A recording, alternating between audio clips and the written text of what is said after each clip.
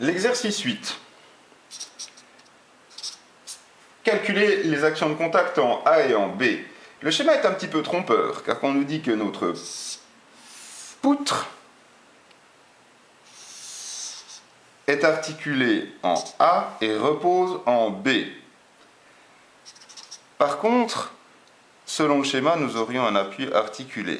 Si on est articulé en A et repose en B, c'est donc un appui coulissant. Donc il y a une petite faute sur le dessin. Ça, c'est à vous de le déceler. Nous avons une force F', une force F seconde, selon schéma. Établissons les forces de contact ou les réactions de contact. En A, si nous sommes articulés, nous allons le dessiner en 2 dimensions. Je vous propose de les dessiner comme ça. J'aurais pu encore proposer un axe YX. Vu que les forces sont déjà selon cet axe, ça me paraît logique. Ensuite, nous avons donc RAY et RAX. Ici, en B, la réaction classique, normale, RB, je note pas Y, vu qu'il n'y en a qu'une. Pour résoudre ce problème, je vous propose de commencer par, comment dirais-je, les moments de force. Nous avons, comme d'habitude, 3 inconnus. RAX, RAY, RB sont nos inconnus. 3 inconnus, 3 équations. Commençons par, pour changer une fois, la somme des moments de force est égale à 0. Je vais la placer en A. Pourquoi la placer en A? Mais très simplement pour éliminer directement 2 forces. En A, on sait bien que les forces agissant sur l'axe n'ont pas de moment de force. Donc du coup, on élimine directement 2 inconnus, ce qui nous permettra de nous en sortir. Voyons les forces en question. Nous aurions F seconde. F seconde qui va faire tourner dans le sens des axes, donc négatif. La distance à l'axe, je crois, est de 0,2. C'est donc cette distance ici. Face à cela, nous avons la force F'.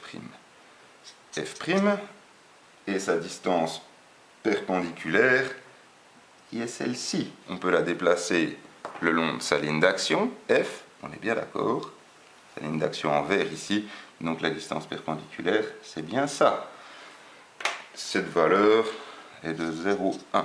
F' ferait tourner dans le sens positif, donc c'est bel et bien dans le sens positif, pardon, dans le sens des aiguilles d'une montre, c'est donc bel et bien un mouvement négatif, fois 0,1. Le tout, pardon, et je dois encore rajouter la composante RB. RB serait dans le sens inverse des aiguilles d'une montre, donc en moment de force positif.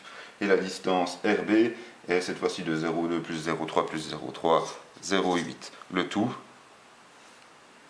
serait égal à 0. Voilà pour ce moment de force.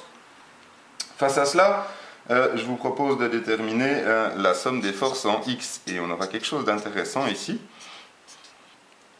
Car si vous regardez bien notre schéma, en X, nous avons F' qui agit en positif et RAX. 2 positifs, ça pose problème. RAX sera donc égal à moins F'.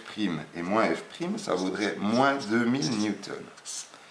Une force de moins 2000 newtons, qu'est-ce que ça veut dire? Et c'est très simple.